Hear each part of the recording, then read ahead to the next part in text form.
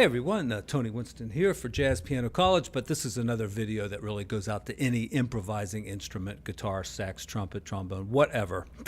And what we're going to look at today is something that Jerry Coker calls CESH, C-E-S-H.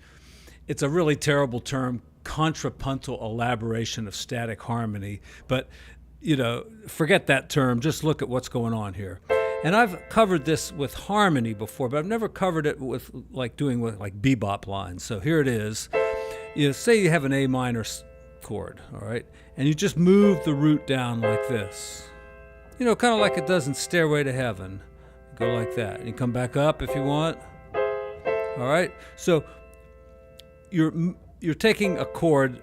You know, the chord symbol might just say A minor or A minor seventh for 2 bars or something, and you're just messing around with one of the notes. You're moving the root down like that, or back up, or you could take the 5th and move it up like this. All right, kind of gives you that James Bond sound, like that.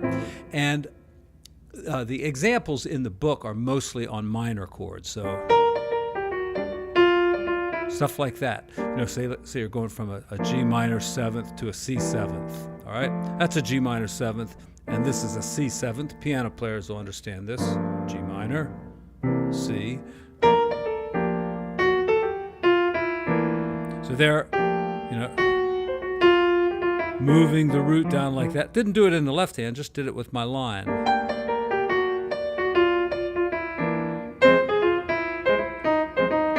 There I did it on F minor. But it also can be used on major chords as well.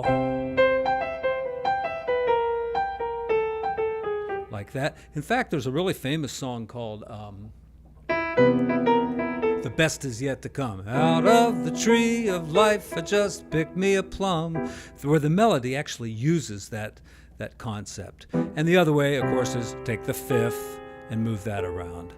All right, now there's some good examples in the book here, and I'll give you a few of those. So here's one, Dizzy Gillespie used it. I'm also going to give you a few examples just on a couple of songs I picked out here. But here on A minor. All right, so let's look at that line again.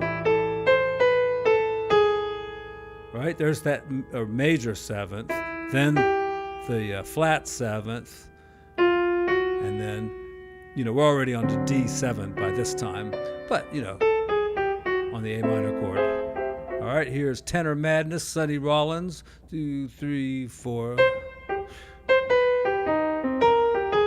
All right, yeah. 1, 2, 3, 4, bump. All right, Bebop by Dizzy Gillespie. Say that 3 times fast. Bebop by Dizzy Gillespie. Bebop by Dizzy Gillespie.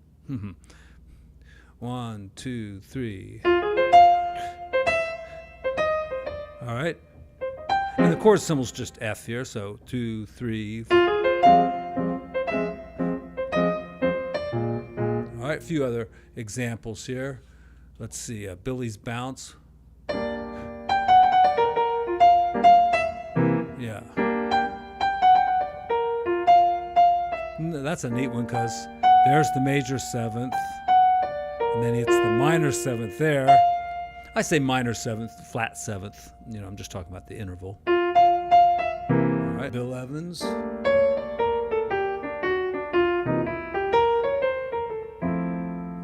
right, George Coleman.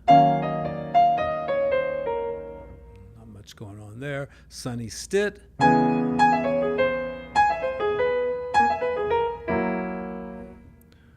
right, Stanley Turrentine.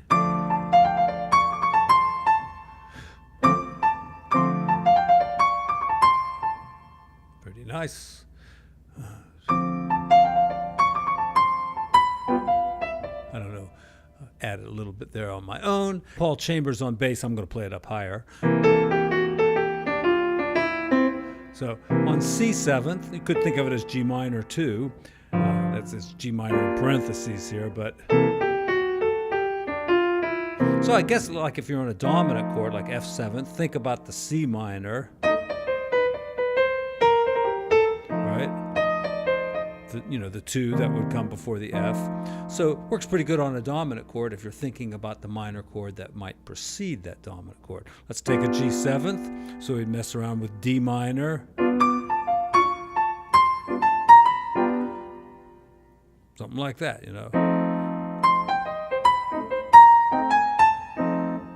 I was trying to find examples of using it in a major key, and I couldn't really find any examples except for that song, The Best Is Yet to Come.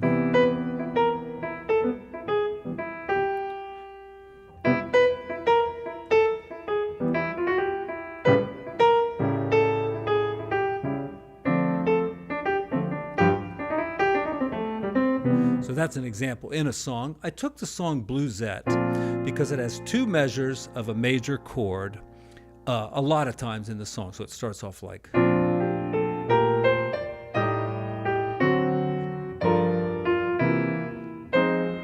Now 2 measures of E flat,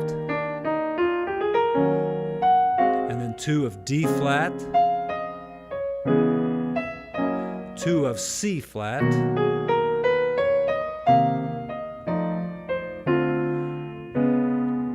so let's see if I can use that idea now.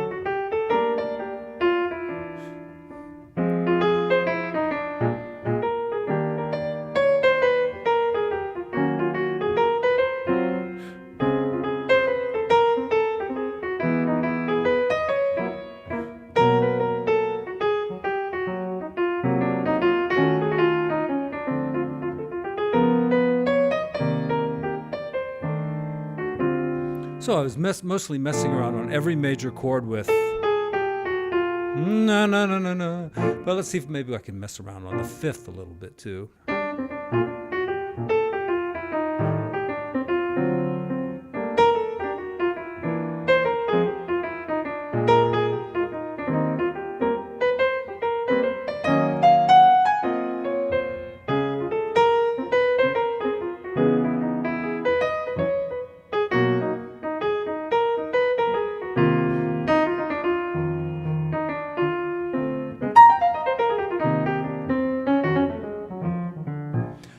And I've put up a couple videos like this of, different techniques. The 7th, going to the 3rd, the 3rd, going up to the flat 9 and resolving down.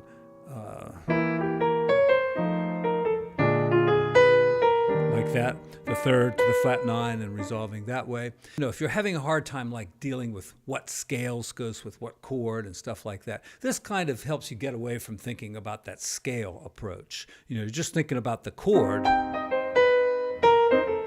and you're just messing around with some of the notes, and you come up with little pieces of those scales anyway. And these are all things that a lot of improvisers do, and I think they're not really even aware of them.